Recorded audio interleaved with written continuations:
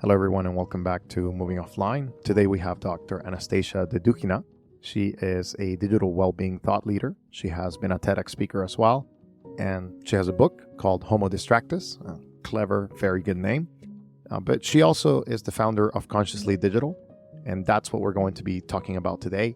She has a digital well-being program that we're going to be exploring a little bit more, and I'm just really excited to have this person with a wealth of knowledge and ideas that have been able to be communicated in a digestible format in many, many different areas of life. So I'm really, really excited to have somebody that is working on the research side and also on the coaching side to help us understand how we can have a more consciously digital life. I'm really excited that you're here. So let's get started with this podcast, and we appreciate your thoughts. Give us a little bit more about yourself to get started with the podcast. Sure. Well, first of all, thank you for having me. As many businesses, it started as a personal frustration story. I worked in digital marketing in London. That was 10 years ago, actually. And I was in a very good position, client director for one of the major tech brands in an advertising marketing agency. And my job was to convince people to use technology more, to delete and download different apps. But when I realized that actually I was not managing my own digital technology well. So I was waking up at night to check my emails, although it was not even expected of me, but that's just something I was doing. My right thumb already was starting to feel numb because I was constantly scrolling.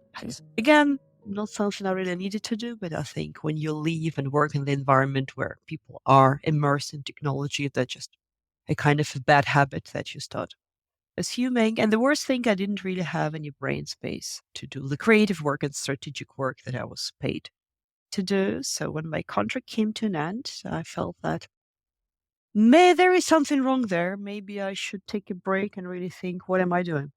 And actually, just to create some thinking space, I decided to get rid of my smartphone. I didn't even realize that that was the source of my stress. And so there was just kind of some deep unsatisfaction and I didn't feel myself. But so it happened that I lived without a smartphone for about 1.5 years. And during that time, I actually managed to accomplish much more than in previous years. And one of the things I started to do is to started studying coaching, started qualifying as a coach. And when I was looking for the first clients, when we were just having a casual chat, people were asking, so how do we reach out to you? What's your WhatsApp number? And I would say, well, no, I don't have a smartphone actually. And they were genuinely curious and said, oh, do you coach others on how to get rid of your smartphones? And I would say, no, not really. And they kept asking. So I thought, okay, well, maybe actually there is a problem there. So that's how I started getting my first clients. And then one thing followed the other, ended up doing a TED talk, writing a book. Then this whole field exploded a few years later with the Cambridge Analytica scandal. And I started to get too much work. So I needed to refer this work to somebody. So I got together people to teach them everything I know. And that's how the whole certification in digital well-being was born. Yeah. Wow, that's amazing to see how it started organically from something that you experienced. And, that is so true because the reason why I started talking about digital minimalism was very similar. I found myself 12 to 13 hours on my phone and I wanted to make a change. So I started to look for alternatives. Then I started to, talk about dumb phones. And of course, that's just what happens, right? Out of our lived experience, we want to be able to help others. Something that it's very interesting and intriguing to me is that you switched to a dumb phone because it seems like you went kind of like the natural route that a lot of people look for, which is, okay, I have a lot of technology. I have a lot of things happening in my life. I want to have less technology. So that's kind of like the default that we gravitate towards. And it's not a bad one. However, it may not be what we actually need. So tell us maybe the steps of the detox program that you have. You have a 5-step detox program that you go over, and then you have a full certification. And I think that's like around 8 months. So, No. wow, yes, it's a lot of time. So tell us, what are some of the differences between that? What have you found in your research, with people? what are the common grounds that people can learn in this short podcast to be able to create a more consciously digital life? Well, basically, you're asking me to tell like in 5 minutes what we study in 9 months. Okay, appreciate it. It's very early time for you. I have to start with a philosophical concept because so that you can understand where I'm coming from. I don't believe in behavioral tricks. And in fact, I think behavior is one of the main problems that we have in the tech world, and that it's based on the behaviorism, which is trigger response. And I believe that, as humans, we also have higher aspirations, goals. I mean, I also believe in God. But even if I did not, for me, like humans is something a little bit more than animals, a bit more than trigger response, and we need to account for that. Very often technology does not account for that. So actually, what we usually, any kind of coaching work, educational work we start, it's not about what do we do, but to answer the question, why? Why do you want to have digital minimalism? Why do you want to get rid of your smartphone? What's behind it? Because technology is a tool and the lack of technology is also a tool. Yeah. What do you want to have as a result of that? So we usually start with this why, and then the why usually has to do with something kind of your purpose, your values, what's really important for you. Let's say, I don't know, let's take classic example. I'm a writer. Yeah, I write books. For me, it's very important. My ability to think creatively. Yeah. And to have thinking space. And therefore, my big why is this. Yeah. And so my kind of whole identity thing will be built around this. And then if I'm somebody who needs this thinking space, then I'm going to create thinking space on my table. I'm going to clean up my table. I'm going to clean up my house, my room, because when I see visually noise, I cannot work. I feel I'm messed up. And I'm going also to clean up the noise in my head that is being created by technology. So this is why we always start like with a big why and with the identity, yeah, who I am, who I want to become. And then already based on that, what needs to change? Yeah, and that's actually the first step of the 5-day program, or also like of the 9 months certification that we do. Yeah, so don't start. And there is a very good book by James Clear about called Tiny Habits. Yeah. So it just basically tells you that, like your habits essentially are a reflection of what you think about yourself. So exactly this idea. So the first thing that you want to do if you want to like change your lifestyle, any kind of lifestyle, like give up smoking, stop using Instagram for 10 hours a day, whatever it is to ask like why and who do I want to become? And what kind of habits this person has, this new person. Then the second step is actually, to start doing the audit. Okay, what's happening there? Yes. What kind of habits have I adopted that don't serve me? Yeah. And some of them will just go when you have become conscious of them. And there's a big chunk of them that goes away. I don't know, classic example would be if you got into the habit of checking your phone first thing in the morning. Yeah, you just stop leaving your phone by your bedside and actually start leaving it in the other room. That's it. So this is a very easy fix. Yeah. However, usually the problem is not with these easy fixes, right? The problem is usually that we're using technology to kind of cover some kind of, internal, maybe emotions we don't want to leave. Yeah. Maybe some kind of ideas about ourselves. So maybe an idea that I have to be productive all the time. And this is when you need to start learning a little bit about how your brain works. And that's also like the next step that we do in the course. For example, one of these ideas by Gloria Mark that the human brain is cyclical. Yes, so we have the attention peaks when your attention is maximized. It's usually like around 10 a.m. for knowledge workers. That's according to her research. And the second peak is like soon after lunch, around like 2, 3 p.m. And that's about it. Which means that you really need to optimize this time, not to be checking your Facebook during this time, but to do the work that really demands lots of your attention. But we also have attention valleys, and attention valleys serve for your brain actually to digest whatever you have been feeding it. And what do most people do during these attention valleys? They go on social media, yeah, like they play games and so actually they keep feeding their brain with information. So essentially, This is a combination, yeah, of understanding what you need and where you want to change internally, and then having enough knowledge to understand the neuroscience knowledge, like to understand where, like how you can do that and why some of the ideas you have about yourself are wrong. Something that I heard while you were speaking was the quite stark reality that as human beings, we need a lifestyle change to actually adopt these new habits. We need something like a system, like an overall system that encompasses and that allows us to foster these new ideas. So if I was addicted to my phone, or I was maybe compulsively using something else as a drug or as a way to cope, I need a new system and I need to create a new system. And I wholeheartedly agree with that because that is how I have approached it as well, in the sense that I started with the quick fixes, with the tips and tricks, right? Like putting your phone on grayscale mode and maybe, making it simpler, changing the background, the wallpaper, putting a text based environment, and those things will get you so far. They will help in the beginning.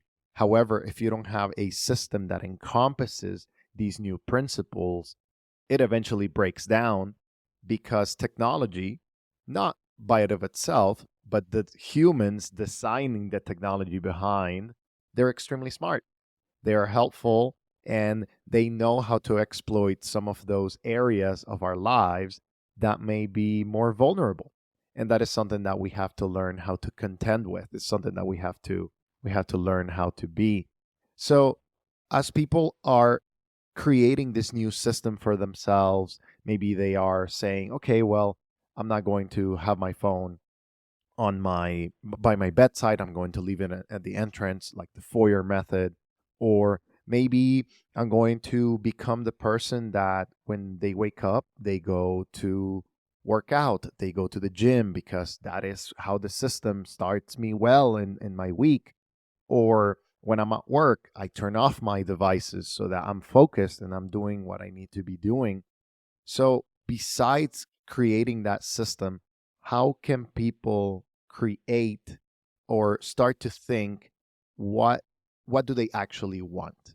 How can they start discovering those habits, those ideas that they actually want in their lives? Because there's a lot of content out there. There's a lot of influencers that will tell you this is what you need in your morning routine. This is what you need in order to be more productive. So, how can they experiment and have that mindset in order to be successful? Mm. Oh, there are so many things I want to say at once. First of all, I just want to make a small correction with your permission. So at Consciously Digital Institute, we do not work with addictions. Addiction is a medical term. So there are currently two medical manuals that are recognized globally. None of them lists internet addiction or smartphone addiction as a disease. There are certain countries, for example, like South Korea or China, that do speak about addiction, but like let's say medically it doesn't exist. And we have to be very careful with that because whatever you read in the media about like the tips to reduce addiction, this is wrong, right? What you can do, you can correct the bad habits. Addiction is something that can be treated medically. There is cognitive behavioral therapy, they use acupuncture in China for that. They also use like electricity, like depends on how far you want to go, but that's not our realm. So what I'm speaking about is just like dealing with bad habits. Yeah. So coaches do not work with addicts, with medical addicts. So, to the question how they can discover what they really like, I think the main problem of today's society, which is definitely being exacerbated by technology, is that we think that the answer is somewhere outside. That, Bill Gates knows the answer or whatever. Britney Spears knows the answer. Kim Kardashian knows the answer. Anastasia knows the answer. The truth is, nobody knows the answer. Yeah, there is lots of noise, and this noise is definitely being amplified by social media, by the influencers. And so the only answer that exists is within you. And as Michelangelo was saying when he was asked, how do you create like these amazing statues? He was saying, oh, I just remove all that's not a statue from the piece of marble. I think it's the same idea. Yeah. So once you start removing this noise, the social media noise, email noise, your own internal noise telling you that you have to be productive and you can't just go for a walk and you have to be listening to the podcast.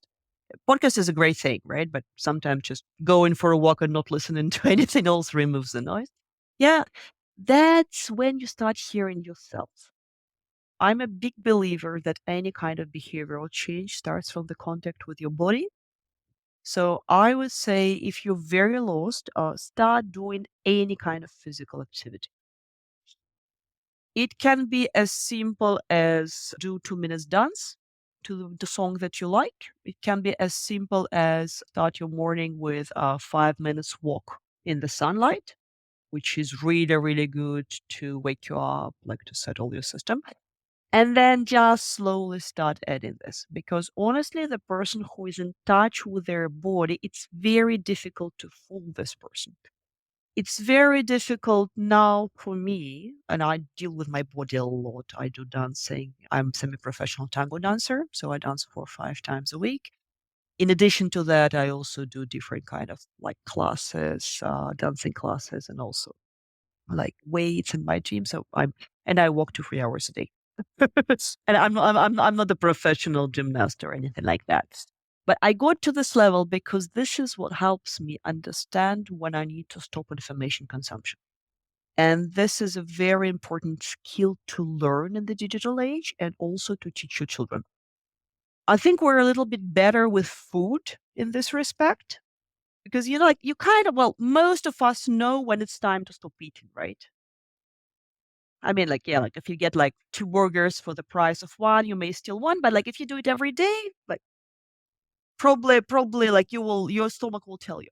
The thing is, when you're in touch with your body, then your body also tells you when you need to stop information consumption.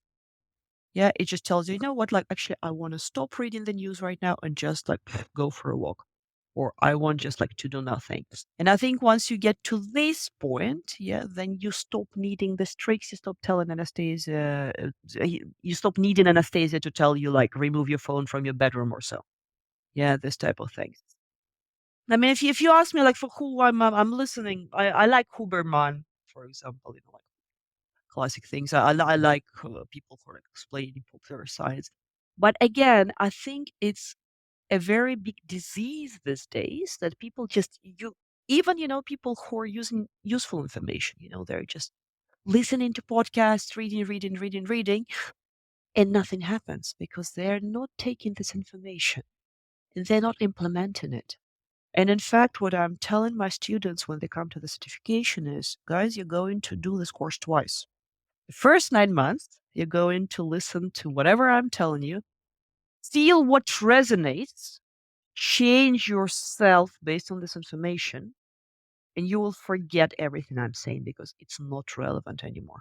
Because this information served something for you. I don't want you to be accumulating it. I don't want you to, have it on your virtual shelves and to be collecting the dust.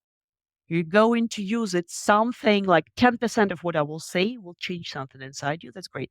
The second year you will come and will listen to the same lectures, like, oh, I will change a little bit, but it will land on a completely different soil. And this is when the real learning starts because you will be perceiving what I'm telling you from who you are. And it's impossible to teach you the same thing even if I'm telling the same content to 10 different people because all of them will be perceiving it from different perspectives. That's why, by the way, I don't believe in pre-recorded content. I don't know if this answered your question.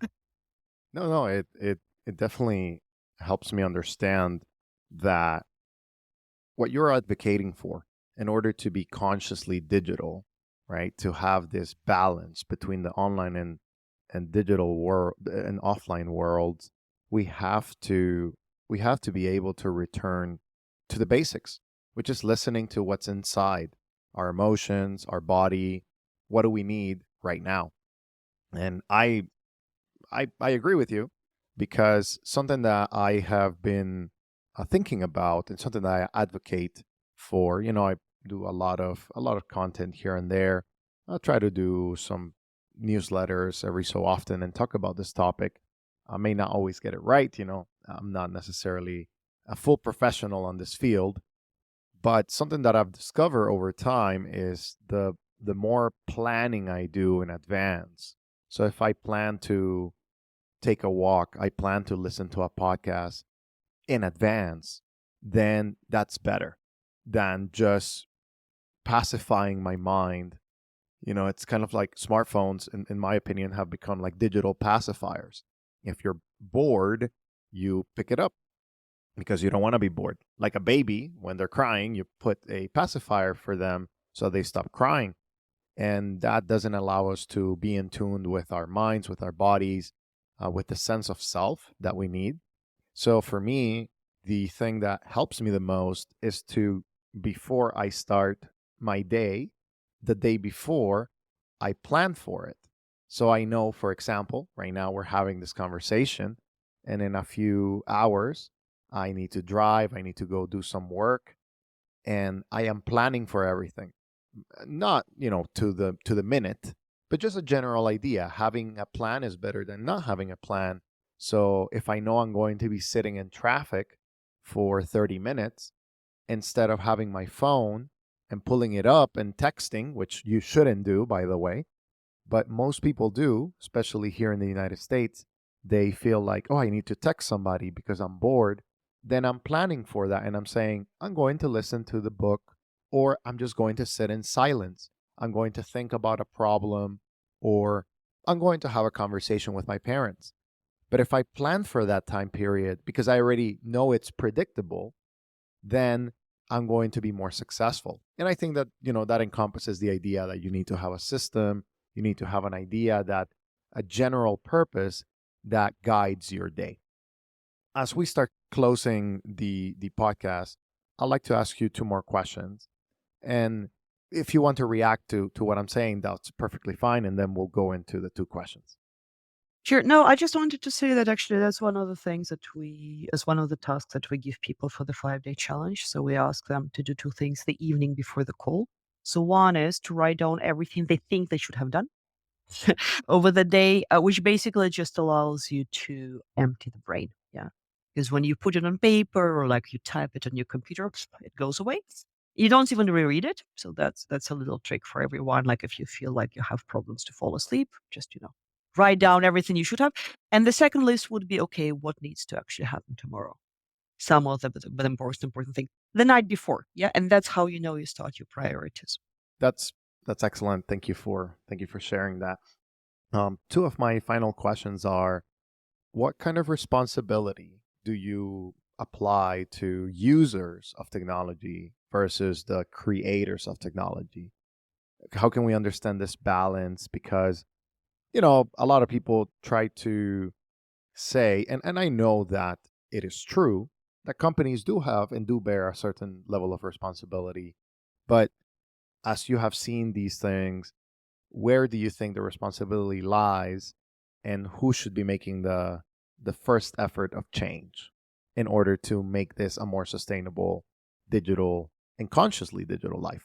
I like the food analogy. So I go to the supermarket, yeah, and let's say there are 10 types of tomatoes. And let's say that we have organic tomatoes, we have cheap tomatoes, we have other tomatoes.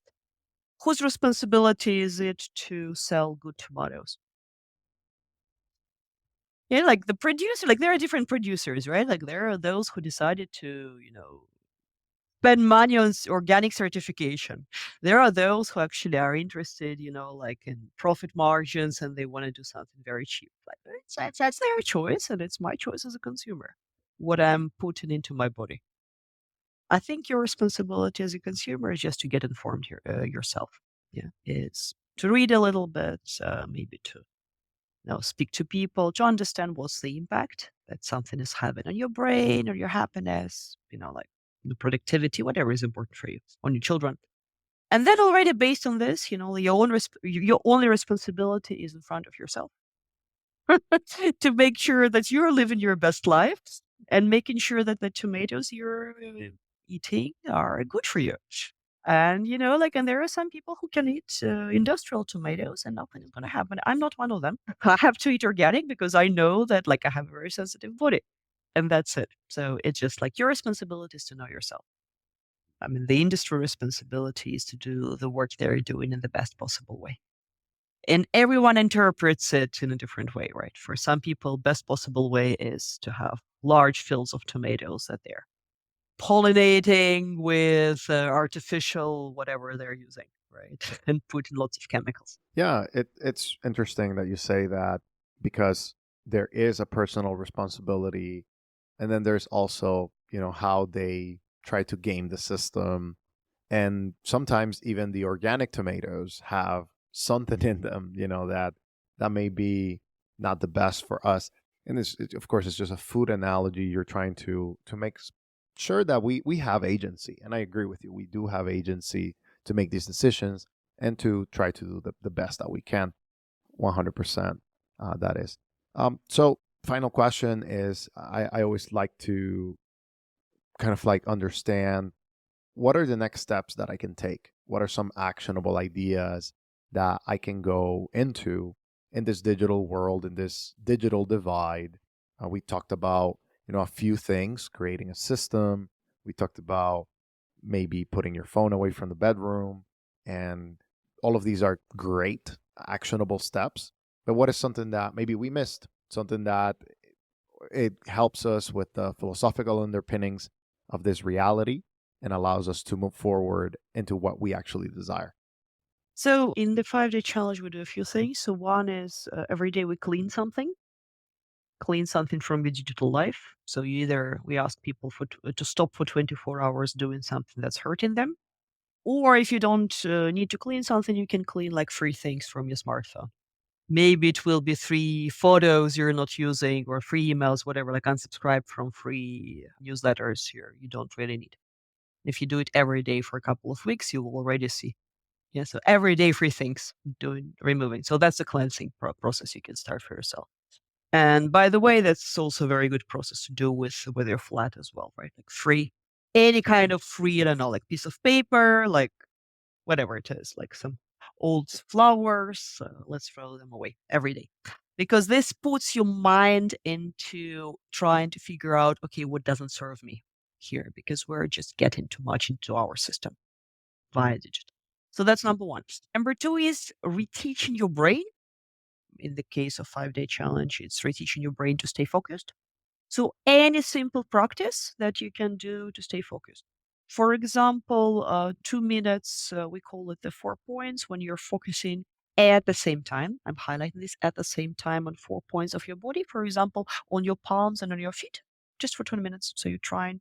So what it does, puts your brain in this alpha state, which is the state you become very perceptive to reality, and also reduces your stress. It's not even a meditation. It's like a very, very light version of that. Reading one page of the book per day. Fantastic way to start restoring your attention. Everyone can read one page of a book. If you can do one page, then next week you start doing 2 pages a day. Yeah. So any kind of practices that start restoring your attention. And the third simple thing you can start doing something for your body. Whatever. One little stretching when you wake up instead of jumping to your phone. 5 minutes in the sunlight. The minimum possible effort that you will be building up week after week. Thank you for those. I think that's fantastic to kind of like just help our listeners to take some action and to do something. I love when you were talking about cleaning and making sure that your environment is tidy, not only in the digital space but also in the offline spaces that we live in. That helps our minds to not only be decluttered but to have a better mood and to create more positive responses. And I think that's extremely important. Thank you for coming to the podcast and talking to us. I really appreciate you having this conversation. Please tell us where you we can find more of your content, more of your ideas. Where can people sign up to the detox challenge or the full certification that they will have to do twice because it will hit them differently twice, and that's okay. But help us understand, where can we find you, and if you have anything else to say. So the next 5-day attention detox challenge is from the 1st to the 5th of December, 2024. And you can see more information on Consciously Digital. declutter.com/5DC. And maybe we also post the links, that's okay, to under the podcast recording. And the certification starts in January 2025, and the website is consciously-digital.com/coaches. So we ask everyone who wants to come on certification first to go through the 5-day challenge. It's very fun, very simple program, 5 days, just 1 hour per day based on neuroscience we do together as a group. So have a look at that if you want to make some changes to train your attention muscle. I think you will like it. And then, if you want to go really hardcore, then maybe after it, you would like to join the certification. The worst thing that happens is you will just regain your attention back. So that was our time with Dr. Anastasia Dedyukhina. I'm really excited that you made it through this conversation, and I hope that you check out some of the resources in the links in the description of this podcast. Thank you for listening, and if you found it insightful, make sure to share with a friend. If you're more interested in topics like these, make sure to subscribe to the podcast and to support it. Thank you for listening. Thank you for being here, and we'll see you next time.